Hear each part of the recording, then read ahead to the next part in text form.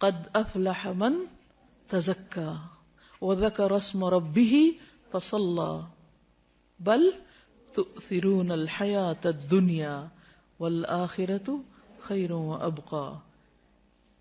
دنیا کے سارے غم اور پریشانیاں یہی رہ جائیں گے. اصل فکر بس آخرت کی لگا لے. ایک فکر ہر فکر سے بے نیاز کر دے گی، ہر فکر کو کاٹ دے گی، اور وہ فکر آخرت ہے. تقوی میں، اللہ کے ڈر میں دنیا اور آخرت کی ساری مشکلات کا حل ہے. اللہ کا وعدہ ہے، اللہ نے اہل کتاب سے وعدہ کیا تھا کہ اگر وہ اپنی کتاب کو قائم کرتے، اس پر عمل کرتے تو لَأَكَلُوا مِن فَوْقِهِمْ وَمِن تَحْتِ أَرْجُلِهِمْ.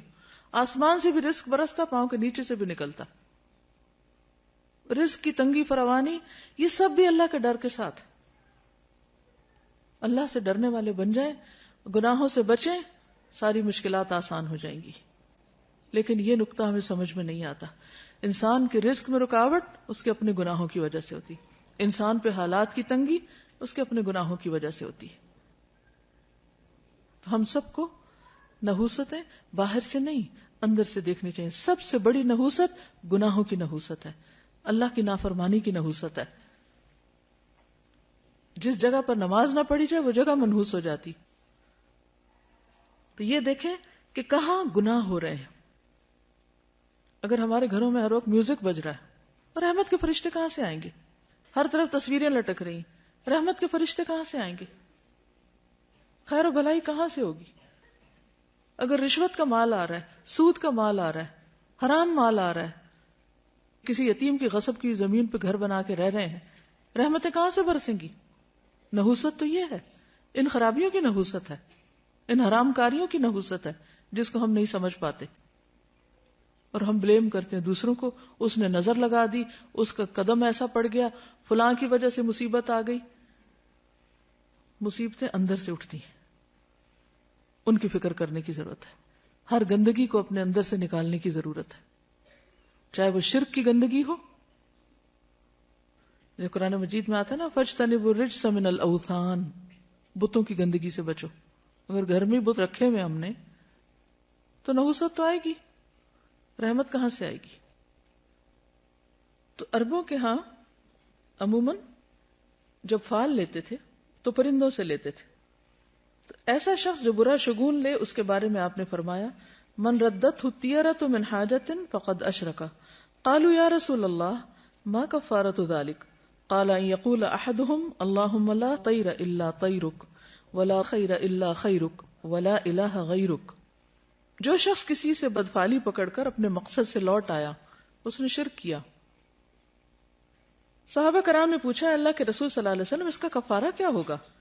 فرمایا وہ کہے اے اللہ تیری دی ہوئی بھلائی کے سوا کوئی بھلائی نہیں، اور تیری فعال کے سوا کوئی فعال نہیں، اور تیرے علاوہ کوئی معبود نہیں. اب یہ شرک کیسے ہوتا ہے؟ مثال کے طور پر ایک شخص گھر سے نکلا، کالی بلی راستہ کاٹ گئی تو اس نے اسے منحوس سمجھا اور وہ گھر واپس آ گیا، کام کے لیے گیا ہی نہیں. تو میں نے کالی بلی دیکھ لی تھی، وہ آگے سے گزر گئی تھی، تو میں نے سوچا کہ اب میرا کام ہوگا نہیں، اس لیے میں واپس آ گیا. یہ شرک ہے، یہ شرک ہے. اور یہ اس قسم کا شرک ہے کہ جس کو ہمارے معاشرے میں کھیل مذاق کے طور پہ لیا جاتا ہے، ان کو برا بھی نہیں سمجھتا. لوگ ایک دوسرے کے سامنے ایسی باتیں کھلے عام مجلسوں میں کر رہے ہوتے ہیں اور کوئی کسی کو روکتا ہی نہیں ہے، اور کوئی احساس بھی نہیں کرتا کہ وہ کس قسم کا جملہ بول رہا ہے. بظاہر یہ ایک معمولی سی بات ہے، مگر حقیقت میں یہ شرک ہے، کیونکہ کسی بھی شخص کا نفع یا نقصان بلی کے ہاتھ میں نہیں. اکثر ایسا ہوتا ہے کہ اپنی لاپرواہی کی وجہ سے کوئی کام خراب ہو جاتا ہے اور شیطان ہمیں سجاتا ہے کہ یہ ساری خرابی فلاں کی وجہ سے ہوئی، ہم اس کو بلیم کرنے لگتے ہیں. آج صبح صبح اس کا منہ دیکھ لیا تھا اس لیے فلاں اور فلاں کام خراب ہو گیا. یہ جملہ بھی نہیں بولنا چاہیے. اسی طرح آنکھ پھڑکنے سے خوف زدہ ہو جانا، یا ہاتھ میں کھجلی ہونے سے امید لگا بیٹھنا کہ آج مال ملے گا، یا جوتے پہ جوتا آ گیا تو سفر پیش آئے گا. رنگوں سے شگون لینا بھی ہمارے معاشرے میں عام ہے. مثلا سیاہ رنگ نہ پہننا کہ بیمار پڑ جائیں گے. ہمارے خاندان میں سیاہ رنگ جو ہے وہ ایسے اور ایسے اثرات رکھتا ہے، اس قسم کی باتیں کرتے ہیں لوگ. یہ رنگ ہمیں سوٹ نہیں کرتا. یا یہ کہ احترام کے منافی کیونکہ خانہ کعبہ کا غلاف کالا ہے. سب جوتا نہ پہننا کہ بے ادبی ہوگی کیونکہ گنبد کا رنگ سبز ہے. تو یہ خود ساختہ طور پر کچھ چیزوں کو حلال یا حرام کر لینا ہے، اس کی بھی ہمیں اجازت نہیں ہے. یعنی اپنے طور پر جو تمہاری زبانیں جھوٹ گھڑتی ہیں کہ یہ حلال ہے یہ حرام ہے، ایسا مت کہو، اس کی اجازت نہیں ہے۔ یہ سب وسوسے اور توہمات ہیں جن کی حقیقت اس کے سوا کچھ نہیں کہ شیطان انسان کو شرک میں مبتلا کر کے اس کے اعمال ضائع کروائے۔ یہ سب شیطانی حربے ہیں۔ یہ توہمات اور بدشگونیاں انسان کو اندر سے کمزور کر دیتی ہیں۔ انسان پر کون سا کام کر پائے گا کہ اگر ہر چیز کے ساتھ اس نے کوئی نہ کوئی فکر باندھی ہوئی یا کوئی وہم کرتا ہے۔ اس کے برعکس اللہ کی ذات پر ایمان اور توکل انسان کو جرت، بہادری اور اعتماد دیتا ہے، اسے جینے کا ڈھنگ سکھاتا ہے۔ چنانچہ ایسے کسی بھی خیال کو دل سے نکال کر اللہ پر توکل کرتے ہوئے اپنا کام جاری رکھنا چاہیے۔ عبداللہ بن مسعود سے روایت ہے کہ رسول اللہ صلی اللہ علیہ وسلم نے فرمایا الطیرۃ شرکن الطیرۃ شرکن ثلاثا، یعنی 3 بار فرمایا، وما منا الا ولکن اللہ یذہبہ بالتوکل، بدشگونی شرک ہے، بدشگونی شرک ہے، 3 بار کہا، اور ہم میں سے کوئی ایسا نہیں مگر اسے وہم ہو جاتا ہے، لیکن اللہ تعالیٰ توکل کی وجہ سے اسے دور کر دیتے ہیں۔ یعنی ہر ایک کے دل میں وہم تو آتے ہی ہیں، آتے ہیں نا، لیکن جب انسان اللہ پہ توکل کرتا ہے تو وہم دور ہو جاتے ہیں، اور یہ ہونے چاہیے، ورنہ تو انسان کچھ کرنے کے قابل ہی نہ رہے۔ ہر چیز کے ساتھ رسک انوالو ہے۔ اس روز جب میں نے وہ حدیث پڑھی نا کہ جو شخص کبر کی وجہ سے اپنے چادر لٹکاتا ہے، تو ایک شخص ایسا کر رہا تھا، اللہ نے اس کو دھنسا دیا اور زمین میں قیامت تک دھنسایا جاتا رہے گا۔ تو ایسے میں اس کی ویژننگ کر رہی تھی، ایسے تصور میں لا رہی تھی کہ اس زمین جسے میں جہاں بیٹھی ہوں اس کے نیچے کیا ہے، اگر یہ کھلے تو اس کے اندر کیا ہوگا۔ تو ایک دم میں کانپ اٹھی، تو میں نے سوچا کہ ہم کتنی خطرناک جگہ پہ بیٹھے ہوئے ہیں۔ یعنی زمین جو ہے اللہ نے اس کو ٹکایا ہوا کہ ہم ٹکے ہوئے اس پر، الم نجعل الارض مہادا، تو مہاد بنایا ہوا تو ہم آرام کر رہے ہیں، ورنہ اگر یہ پھٹنے لگ جائے اور انسان اندر اترنے لگ جائے تو سوچے کہاں جا کے پہنچے، کہاں پہنچے۔ تو اللہ تھامتا ہے۔ آسمان کی طرف دیکھو کیسے اللہ نے پرندوں کو وہاں تھاما ہوا ہے، ہمیں زمین پہ تھاما ہوا ہے۔ اگر اس کا اذن نہ ہو تو کہیں کہ کہیں پہنچ جائے، ہم تو کہیں بھی نہیں بچ سکتے۔ اس لیے ہمیشہ اللہ پر توکل کرنا چاہیے اور ان چیزوں سے باہر آ جانا چاہیے۔ اہل کتاب بھی جب دین کی اصل تعلیمات سے دور ہو گئے تو اسی طرح کے شگون لینے لگے جن کا ذکر قرآن مجید میں کیا گیا ہے۔ الم تر الی الذین اوتوا نصیبا من الکتاب یؤمنون بالجبت والطاغوت، کیا تم نے دیکھا نہیں ان لوگوں کو جنہیں کتاب کا ایک حصہ دیا گیا کہ وہ جبت اور طاغوت پر ایمان لاتے ہیں۔ تو جبت بے حقیقت، بے اصل، بے فائدہ چیز کو کہتے ہیں۔ اسی طرح شگون کی بھی کوئی اصل بنیاد اور حقیقت نہیں ہے۔ اسلام میں ایسی تمام چیزیں جو جبت کے تحت آتی ہیں، جیسے کہانت، فالگیری، شگون اور توہمات، ان سے منع کیا گیا۔ کسی چھوٹی سی تکلیف یا طبیعت کی خرابی پر دوسروں کو مورد الزام ٹھہرانا اور لوگوں کے ساتھ باہمی تعلقات خراب ہونے پر اپنی غلطی اور کوتاہی کا جائزہ لینے کی بجائے یہ خیال کرنا کہ ضرور کسی نے جادو کر دیا ہے، یا اس قسم کے توہمات رکھنا جو پیار محبت کے رشتوں کو ختم کر دیں، جس کی وجہ سے انسان کی توجہ اپنے عمل کی درستی اور اصلاح سے ہٹ جاتی ہے، یعنی اپنی غلطی اس کو یاد نہیں رہتی جب وہ دوسروں کو بلیم کر دیتا ہے۔ نتیجتاً انسان تنہا رہ جاتا ہے اور نفسیاتی مریض بن جاتا ہے، یعنی سب سے کاٹ کے بیٹھ جاتا ہے۔ کسی بھی غیر معمولی صورتحال میں ہر قسم کے شر سے بچاؤ کے لیے بطور علاج مسنون اذکار اور دعائیں پڑھنی چاہیے، صبح شام کی دعائیں وغیرہ اور جو دیگر اذکار ہیں ان سے کام لینا چاہیے۔ پھر اسی طرح حضرت ابو ہریرہ سے روایت ہے، صحیح بخاری کی روایت ہے کہ آپ صلی اللہ علیہ وسلم نے فرمایا لا عدوى ولا طیر ولا ہام ولا صفر وفر من المجذوم کما تفر من الاسد، مرض کا لگ جانا، نحوست، الو اور سفر کچھ نہیں، اور جزامی سے اس طرح بچو جس طرح شیر سے بچتے ہو۔ تو اصل بات یہ ہے کہ عربوں کے ہاں کچھ ایسی چیزیں رائج تھیں کہ جن کی وجہ سے وہ بہت زیادہ پریشانیوں کا شکار رہتے تھے۔ تو نبی صلی اللہ علیہ وسلم نے ان چیزوں کو بے حقیقت بتائی، جو ہم نے پڑھا نا جبت، بے حقیقت، بے فائدہ چیزیں، تو ان میں ان چیزوں کا کچھ ذکر ہے۔ اب آپ دیکھیے کہ نبی صلی اللہ علیہ وسلم کا یہ جو قول ہے ہامہ، کیا مطلب ہے اس کا؟ ہامہ کوئی چیز نہیں۔ جب نظر کا وہ دم پڑھتے ہیں نا، جو دعا پڑھتے ہیں اعوذ بکلمات اللہ التامات من کل شر و شیطان و ہامۃ، وہ وہامہ نہیں ہے، وہ ہامہ، الگ الگ ہے وا اور ہامہ۔ تو یہ ہامہ کیا ہے؟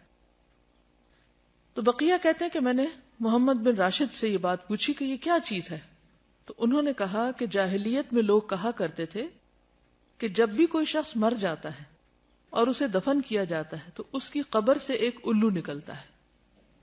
یہ دور جاہلیت کی ایک سوچ ہے. بقیہ کہتے ہیں میں نے سفر کے متعلق پوچھا تو انہوں نے کہا جاہلیت کے لوگ سفر کے مہینے کو منحوس خیال کرتے تھے. وجہ تو پیچھے آپ پڑھ ہی چکے ہیں. اس میں جنگ و جدل بہت ہوتی, قتل و غارت ہوتی, گھر خالی ہو جاتے, تو ان سب چیزوں کو منحوس قرار دیتے. تو نبی صلی اللہ علیہ وسلم نے فرمایا سفر کچھ نہیں, یعنی اس کی نحوست نہیں ہے. محمد بن راشد کہتے ہیں کہ میں نے ان لوگوں کو بھی سنا جو کہتے ہیں کہ سفر ایک پیٹ کے درد کا نام ہے, یعنی ایک بیماری ہے, اور وہ لوگ کہا کرتے تھے کہ یہ متعدی ہوتا ہے, یعنی دوسروں کو لگ جاتا ہے. تو آپ نے فرمایا کہ سفر کی کوئی حقیقت نہیں. ٹھیک ہے, تو یہ جو حدیث ہے نا لا عدوى ولا طیر ولا حام ولا سفر, یہ سب بے حقیقت چیزیں ہیں, جبت ہے. ٹھیک ہے. اشہب کہتے ہیں کہ امام مالک سے رسول اللہ صلی اللہ علیہ وسلم کی قول لا سفر, سفر کچھ نہیں ہے کے بارے میں سوال کیا گیا تو انہوں نے کہا کہ اہل جاہلیت سفر کے مہینے کو ایک سال حلال کر لیتے اور ایک سال حرام کر دیتے. تو نبی صلی اللہ علیہ وسلم نے فرمایا سفر کچھ نہیں ہے. ابن عباس کہتے ہیں, یہ صحیح بخاری کی روایت ہے, کہ عرب سمجھتے تھے کہ حج کے دنوں میں عمرہ کرنا روئے زمین پر سب سے بڑا گناہ ہے. کیا سمجھتے تھے عرب دور جاہلیت میں؟ کہ حج کے مہینوں میں عمرہ نہیں کیا جا سکتا, بہت بڑا گناہ سمجھتے تھے اس کو. یہ لوگ محرم کو سفر بنا لیتے اور کہتے کہ جب اونٹ کی پیٹھ سستا لے اور اس پر خوب بال اگ جائیں اور سفر کا مہینہ ختم ہو جائے, یعنی حج کے ایام گزر جائیں, تو عمرہ حلال ہوتا ہے. پھر جب نبی صلی اللہ علیہ وسلم اپنے صحابہ کے ساتھ چوتھی کی صبح کو, یعنی ذوالحج کی چوتھی تاریخ کو حج کا احرام باندھے ہوئے آئے تو آپ نے انہیں حکم دیا کہ اپنے حج کو عمرہ بنا لیں, پہلے عمرہ بھی کریں. یہ حکم عرب کے پرانے رواج کی بنا پر صحابہ پر بھاری گزرا کہ اچھا, کیونکہ دور جاہلیت میں وہ اس مہینے میں عمرہ نہیں کرتے تھے, حج کے مہینے میں.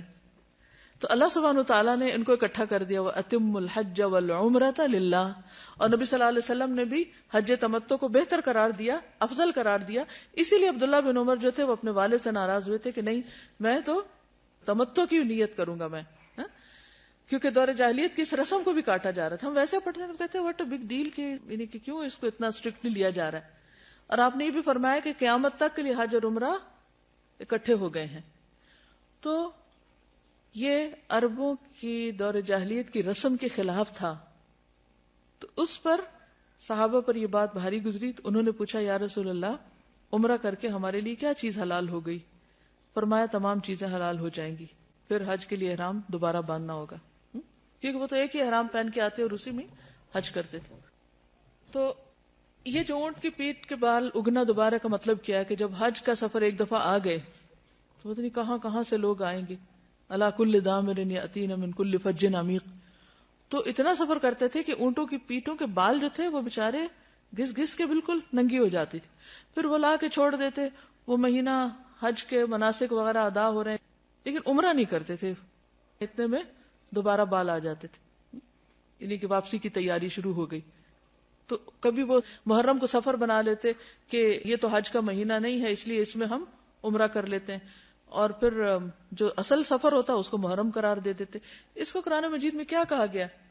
سورۃ التوبہ آیت 37, انما النسیء زیادۃ فی الکفر. نسیء کیا ہوتا تھا؟ مہینوں کا عدل بدل. یضل بہ الذین کفروا, اہل کفر اس سے گمراہ کیے جاتے, یعنی کرنے والے تو چند ایک ہوتے, باقی سب کو بھی مس لیڈ کرتے. یحلونہ عاما ویحرمونہ عاما, کسی مہینے کو ایک سال حلال کر لیتے اور اگلے سال اسی کو حرام قرار دے دیتے. تو عموماً حرام مہینے کو اپنی مرضی کرنے کے لیے حلال کر لیا کرتے تھے. اور اس کی ضرورت کیوں پیش آتی؟ تاکہ وہ جو دور جاہلیت کے توہمات اور غلط رسمیں تھیں ان کو پورا کر سکیں.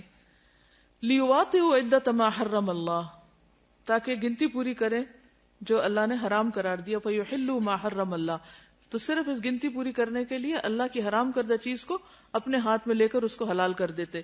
زین لہم سوء اعمالہم, ان کے اعمال ان کے لیے خوبصورت بنا دیے گئے. واللہ لا یہدی القوم الکافرین, اللہ کافر قوم کو ہدایت نہیں دیتا. تو سفر جو ہے اس کی کوئی حقیقت نہیں. اور کس چیز کی حقیقت نہیں؟ حامہ کی نہیں. ٹھیک ہے، حامہ کیا ہے؟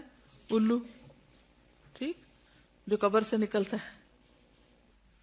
اچھا، یہ جو تصور تھا نا کہ مردہ جو ہے اس کے اندر سے الو نکلتا ہے، تو پھر وہ کہتے ہیں کہ وہ الو گھر میں آتا ہے اور آ کے مردے کی باتیں بتاتا ہے کہ اس کے ساتھ کیا ہوا ہے. اس قسم کی خرافات بھی ہیں. اور پھر یہ بھی کہا جاتا ہے کہ مقتول کی کھوپڑی سے پرندے کا نکلنا اس وجہ سے ہے کہ وہ پھر پیاسا بھٹکتا رہتا ہے پرندہ جب تک کہ انتقام نہ لے لیا جائے، یعنی مقتول کا انتقام نہ لے لیا جائے. تو وہ آوازیں نکالتا ہے اور لوگوں کو کہتا ہے. وہ ایک خاص پرندہ تھا کروان، جس کی طرف یہ بات منسوب کی جاتی ہے، کیونکہ وہ بولتا ہے پرندہ، تو پھر اس کا بولنا جو ہے وہ اس کو منحوس سمجھا جاتا ہے. اور الو کے بولنے کو بھی، کہ جہاں جس گھر میں الو بولے گا وہاں سے کوئی بندہ مر جائے گا یا کوئی جانور مر جائے گا، یہ بھی ان کا خیال تھا. جس طرح ہمارے ہاں بلیوں سے شگون لیتے ہیں جب وہ روتی ہیں. کبھی روتی بلی کو سنا؟ اس وقت کیا خیال آتا ہے؟ خوف آتا ہے نا. اچھا، کیا خوف آتا ہے؟ کہ کوئی مصیبت آنے لگی ہے. نہیں، کوئی مصیبت نہیں آتی اس سے.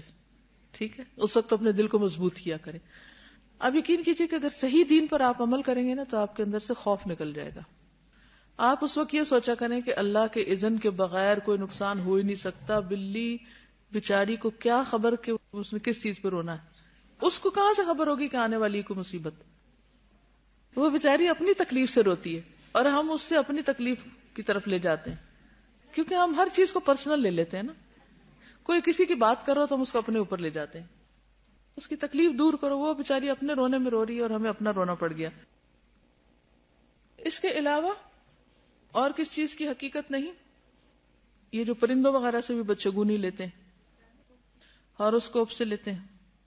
وہ لکھا ہوتا ہے نا ہفتہ کیسا گزرے گا، تو اس میں لکھا ہوتا ہے بدھ کے دن آپ سفر نہ کیجئے کیونکہ حادثے کا امکان ہے. اب لوگ اگر اس کو سامنے رکھ کے اسکول سے چھٹی کر لیتے ہیں، تو اب آپ دیکھیے کہ دنیا کا تو سارا کام ہی ٹھپ ہو کے رہ جائے اگر انسان ان خرافات کے پیچھے چل پڑے. کس قدر نقصان دہ ہے. تو ایسا سوچنا اور ہاروسکوپ پر یقین رکھنا یہ کفر ہے، شرک ہے. اور کس قدر افسوس کی بات ہے کہ کھلے عام بعض اوقات ان چیزوں کو پروموٹ کیا جا رہا ہوتا ہے اور لوگوں میں کوئی حلال حرام کی پھر تمیز ہی نہیں رہی، جائز ناجائز کی تمیز نہیں. اور اس طرح شیطان ہمارا ایمان اچک کے لے جاتا ہے. اور اگر شرک ہو جائے، ایمان میں خرابی آ جائے، تو آپ سوچئے کہ پھر تو نمازیں بھی گئی، حج بھی گئے، عمرے بھی گئے، صدقہ خیرات، ہر چیز ضائع ہو گئی. کس قدر خسارے کا سودا ہے. شیطان بڑا چالاک دشمن ہے. وہ وہاں جا کے حملہ کرتا ہے کہ جڑ کاٹ دیتا ہے، باقی آپ جتنی مرضی تھکتے رہیں، تھکیں دن رات، قبول تو ہونا نہیں. وہ تو سب ضائع ہو جائے گا شرک کے ساتھ. تو اس لیے ان چیزوں کے بارے میں معاشرے میں جو غلط فہمیاں پائی جاتی ہیں، یا لوگ صرف فن کے طور پر یا کھیل کود کے طور پر ان چیزوں کو اپنائے ہوئے ہیں. کچھ لوگ کہتے ہیں نا we are not serious, we just enjoy reading, کہ ہم بس خوش ہو رہے ہیں پڑھ کے، لیکن اندر اندر سے مان بھی رہے ہوتے ہیں. ایک ہلکی سی وہ اندر ہوتی ہے ڈر کی سی کیفیت. کچھ لوگ تو شادی کے پلان نہیں بناتے جب تک، اب تو خیر ساتھ ویدر بھی دیکھتے ہیں، لیکن چلے ویدر فور کاسٹ تو ایک مشینی عمل ہے، وہ یہ نہیں سمجھتا کوئی کہ غیب کا علم ہے. لیکن ان چیزوں پر تو پھر ایک طرح سے غیب پر ایمان لانے والی بات ہے. انہی شیطان نے اگر اس کو یہ کہا کہ شرک نہ بھی ہم بولیں، لیکن ہم اس کو صرف ایک فن یا ایک جسٹ فار انجوائمنٹ کے طور پہ بھی لیتے ہیں، تو ہم اس کو انڈائریکٹلی پروموٹ ہی کر رہے ہوتے ہیں اور لوگ پھر اس کو چھوڑ نہیں پاتے. تو اس لیے بہت ضروری ہے کہ ایسی ساری کتابوں کو گھر سے نکال کے جلا دیا جائے، پھینک دیا جائے، کوئی اور بھی نہ پڑھے. موبائل فون پہ آتا ہے، استغفر اللہ. یعنی کہیں نہ کہیں سے کوئی نہ کوئی جو جدید ذرائع کمیونیکیشن ہے ان کے ذریعے بھی لوگوں کو انوالو کر لیا گیا. تو آپ دیکھیں نا کہ کس قدر خرابی ہے، کہ بچنا کس طرح مشکل ہو گیا. آپ صلی اللہ علیہ وسلم فرمایا تھے کہ میری امت میں شرک کس طرح داخل ہو جائے گا، جیسے سیاہ رات میں سیاہ پتھر پر سیاہ چونٹی، کہ نظر بھی نہ آئے، پتہ بھی نہ چلے. دیکھیں اس قسم کی جو بھی چیزیں ہوتی ہیں نا، اس میں اگر آپ یہ کہیں کہ ہم پورا یقین نہیں رکھتے تو اس کی وجہ سے شک میں مبتلا ہونا بھی غلط ہے. تو شک والی چیز کو بھی چھوڑ دینا چاہیے. پھر اسی طرح بیماروں سے نفرت کرنا اور یہ سوچنا کہ یہ ضرور بیماری مجھے اس سے لگ گئی ہے یا لگے گی، یہ وہم بھی نہیں کرنا چاہیے. کیونکہ آپ دیکھیے کہ جب ایک وائرس پھیلتا تو ہر ایک کو تو نہیں لگتا نا. اگر صرف وائرس ہی لگنا ہے تو پھر تو کوئی نہ بچے، لیکن پھر بھی کچھ لوگ بچ جاتے ہیں. اس کا مطلب ہے کہ اصل چیز وائرس نہیں ہے، اللہ کا اذن ہے. اگر اللہ کا اذن ہوگا تو بیماری لگ جائے گی، ورنہ نہیں.